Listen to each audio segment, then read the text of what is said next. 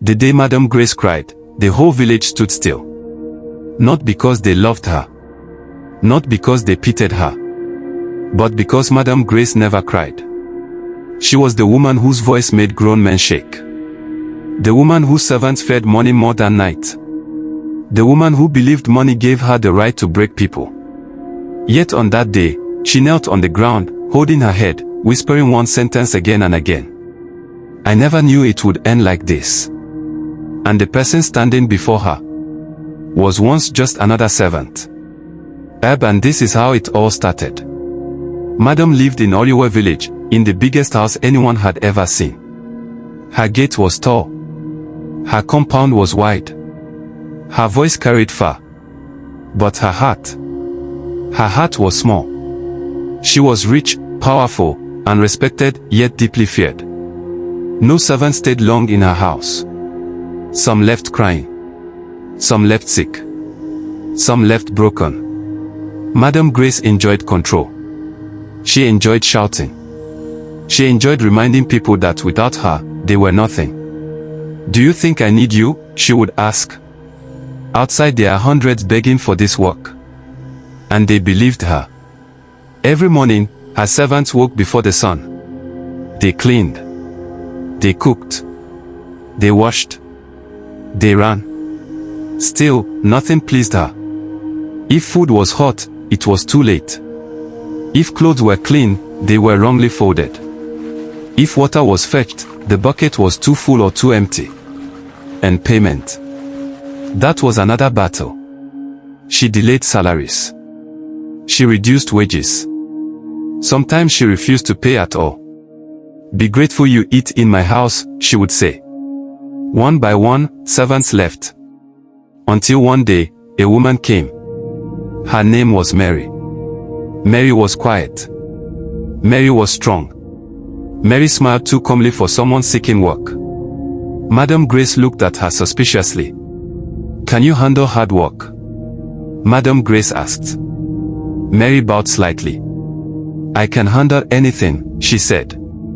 Madame Grace laughed. We will see. From the first week, Madame Grace increased the suffering. She doubled Mary's work. She insulted her openly. She shouted at her in front of others. Mary never argued. Never cried. Never complained. She simply said, Yes, madam. This confused Madame Grace. One night, Madame Grace deliberately poured water on the floor. Clean it, she shouted. Mary cleaned it. Another night, Madame Grace accused her of stealing money. Mary did not defend herself. Madame Grace punished her anyway. Still, Mary stayed. Still, Mary smiled. Slowly, something changed. Mary began to mirror Madame Grace. When Madame Grace shouted, Mary spoke sharply. When Madame Grace delayed payment, Mary delayed work. When Madame Grace insulted, Mary replied calmly but truthfully. Madame Grace became angry. How dare you talk back, she shouted. Mary looked at her gently and said, Madam, I only do what you taught me.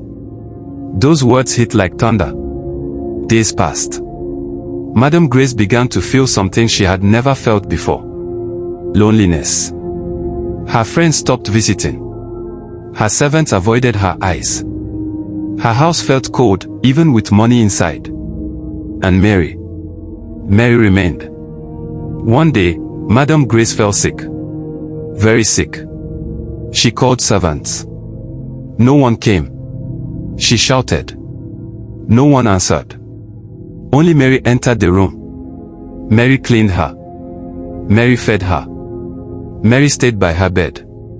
Madame Grace looked at her weakly. Why haven't you left like the others? She asked. Mary replied softly. Because sometimes people don't need punishment, they need reflection. As Madame Grace recovered, shame grew inside her. She remembered every servant she broke. Every tear she ignored. Every insult she enjoyed. One night, she cried. For the first time in her life. The next morning, Madame Grace did the unthinkable. She called the village. She stood before everyone. I have been wicked, she said. I broke people and called it authority. She turned to Mary. You showed me myself, she said. And that is the hardest lesson. She paid all old wages. She changed her ways. She reduced her pride. Mary left quietly one morning. No noise. No praise. Just a note. If you treat people like humans, they will treat you like family.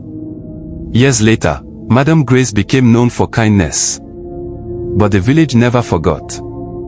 They still tell the story of the day a wicked madam met a servant who was exactly like her, and learned a lesson money could never buy. Hibiscus moral of the folktale. Power without kindness destroys the owner. How you treat people today becomes your tomorrow. Sometimes the lesson comes wearing your own face.